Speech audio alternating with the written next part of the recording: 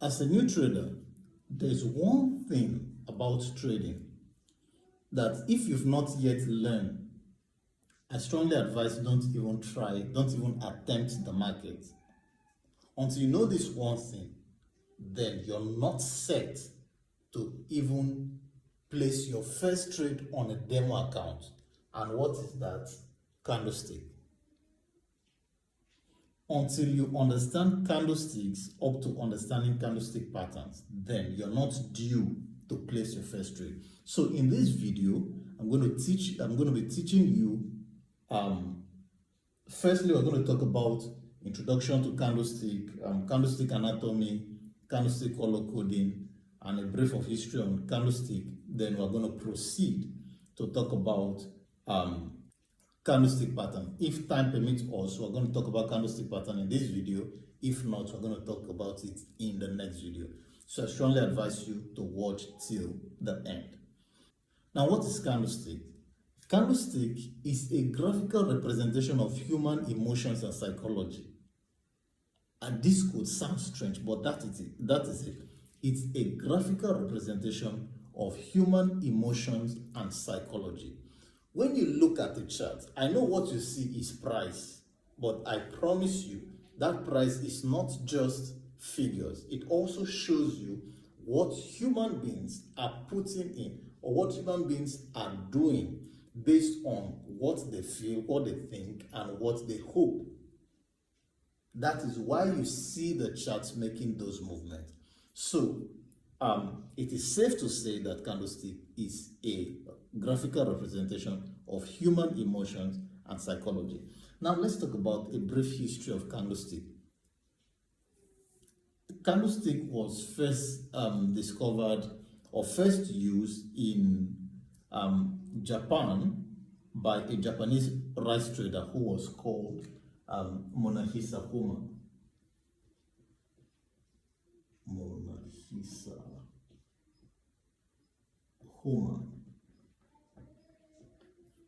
A Japanese rice trader. At the time, it was noticed that he had become the most successful rice trader in his time. So people walk up to him and asked him questions. How do you do? What do you do? So he taught them about candlestick.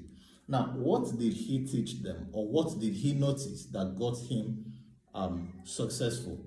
He noticed that there is something that moves the price of an asset or a commodity beyond demand and supply, and that is human emotions.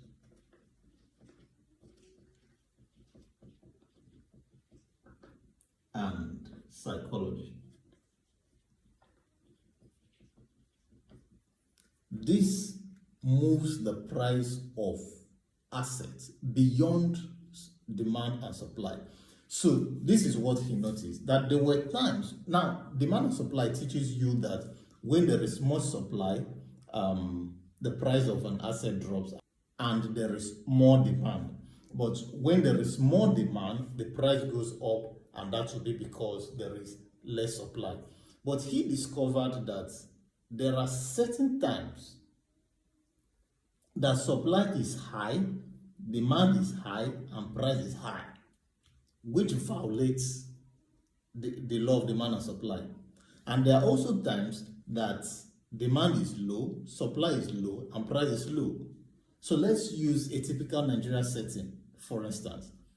In Nigeria, we know that, also use rice as an illustration. During the Christmas season, there is more supply of rice. The price for rice rises. At the same time, the demand for rice also rises. Yet, in the middle of the year, let's say June, July, there is less supply of rice, the price is less, and the demand is less. So what did he do? That's Monahisa Homa. When he noticed that this was happening, so at the time where there was less supply and the price was less and less demand, he bought more rice and kept and stored them. Then when the price was high and there was higher demand, he sold at the new price. So he made more money than the average traders.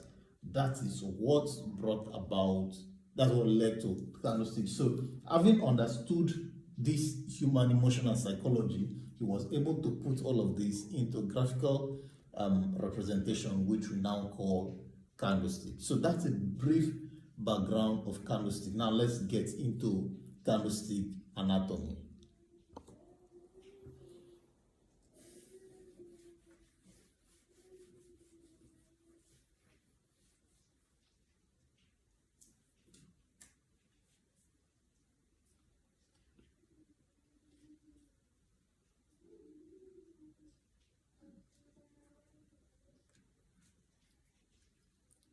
Now, if you can see the board clearly, we have what we want to call a typical candlestick. And let's assume that this is a bullish candle. I hope you know what I mean by the word bullish. A bullish candle is a candle that is going up or rising. So this is a typical candlestick. This is the open. This is the close. This is the high, which is the highest point it got within that time frame, and this is the low, which is the lowest point it got within the time frame. This part is called the body, and this part is called the wick, W-I-C-K. Some people call it tail, but wick is a more professional way to call it. So this is a typical candlestick, and we say this is a bullish candle. So in a bullish candle, the open is low, it below the close. In a bearish candle, the open is above the close. So what happened in this candle is that the market opened here within the same time frame. The bulls pushed it up to this point, which is the highest point we call the high, and the bears also contended and brought it lower or low to this region, which we call the low. And at the end of that time frame, the market ended here, where we call the close. So that's what happened within this time frame. So understand candlestick anatomy, this candlestick anatomy. If you don't understand the explanation there, you can go back, I would reverse and watch the video again. Understand the anatomy, because it's very necessary before you even get into candlestick pattern. So anatomy is very important to understand it very well. So let's now talk about candlestick color coding.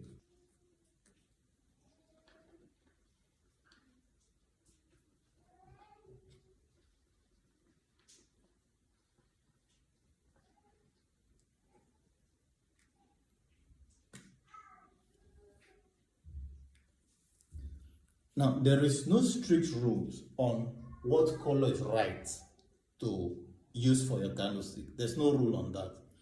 You can pick any color that you like, any color that's okay by you. But what's important is that you know the colors and you understand it properly well. Know what each color represents. So, what is used by majority is usually for bullish candle, it's usually green or white. And for bearish candles, it's usually red or black. That is candlestick. So a person, Mr. A, could choose to use green and white. Mr. B could choose to use yellow and blue. Any color that you consider okay by you, feel free to use it. What matters is that you should know what color you're using and what each candle represents. Understand what is the psychology behind it. I've seen someone who used red for bullish candle and green for bearish candle. I've seen someone who used black for all his candlesticks, because according to him, when he eliminates that color, he is able to control his emotion, because once those colors appears, that it messes up with his emotion. He's unable to control himself while trading. if this is you, if this works for you, feel free to do that. But this is the generic color that people use to represent candlesticks. So choose what works for you and stick with that. So because of time, we're not going to discuss candlestick pattern in this video. In the next video, we're going to discuss candlestick pattern, and I strongly recommend that you watch it. So I believe within this video, you've learned quite a significant amount of information. We've talked about the background of candlestick, how it came to be. We talked about the anatomy, which is very important, and I told you to understand the psychology behind each candlestick. Then we've also talked about candlestick color coding. So in the next video, we'll be talking about candlestick pattern. So see you there.